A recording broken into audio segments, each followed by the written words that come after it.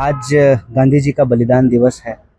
पूरा देश, पूरी दुनिया बापू को आज स्मरण करती है और उनका जो बताया हुआ राह है, सत्य और अहिंसा का राह, उस पर चलने का संकल्प लेती है।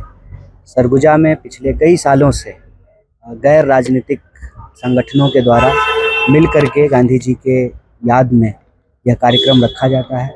कई वर्षों से जो है वो लोग बुला रहे थे। इस बार छत्तीसगढ़ की पावन भूमि पर आने का अवसर मिला है और ये हमारे लिए एक बहुत ही अच्छा अवसर है, इस लिहाज से कि हम गांधी जी के बलिदान को भी याद करें और देश में जो गोडसेवादी राजनीति है उसके खिलाफ एकजुट होकर संघर्ष करें, लड़ें और देश को एक बेहतर दिशा में लोकतांत्रिक रास्ते पर आगे ले जाते हुए मजबूत करें। देखिए, हमको एक बात समझनी होगी।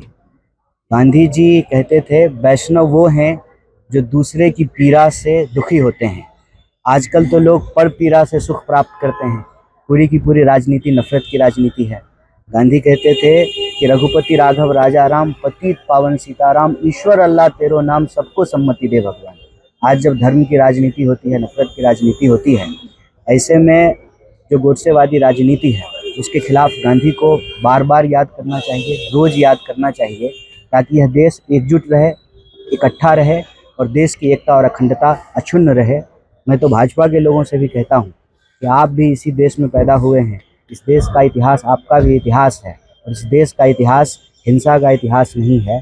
इस देश का इतिहास असत्य का इतिहास नहीं है। इस देश का इतिहास सत्य और अहिंसा का इतिहास है। उनको भी इस मार्ग पर चलना चाहिए। देखिए, हिंसा किसी भी प्रकार से सही नहीं है। हिंसा किसी के द्वारा भी की जाती है, इससे मनुष्यता का नुकसान होता है।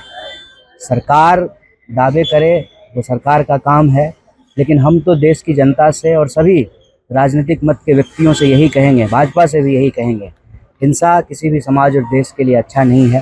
हिंसा जितनी जल्दी रुके उतना अच्छा है और विचारधारा के नाम पर, सत्ता के नाम पर, कुर्सी के नाम पर किसी के द्वारा किसी का खून बहाया जा रहा हो, ये ठीक नहीं है। और हमारी विचारधारा किसी भी तरह की बंदूकवादी विचारधारा से अलग है। हम लोग बंदूकवादी विचारधारा का समर्थन। अच्छी बात है, लोगों को बसाने के लिए जगह मिले, घर मिले, ये तो बड़ी खुशी की बात है। ऐसा ही ऐलान एक बार प्रधानमंत्री ने भी किया था कि 2022 तक जो है सबको पक्का मकान मिल जाएगा। तो भारत में जो रह रहे हिंदू हैं, अभी तक उनको तो पक्का मकान मिला नहीं है। तो बांग्लादेश से हिंदू ला करके उनको पक्का मकान देंगे, ये बड़ी अच्छी बात है। इंतज़ार कीजिए कब आता है ये अच्छा दिन। हम लोग तो 2014 से इंतज़ार कर रहे हैं, आप भी कीजिए।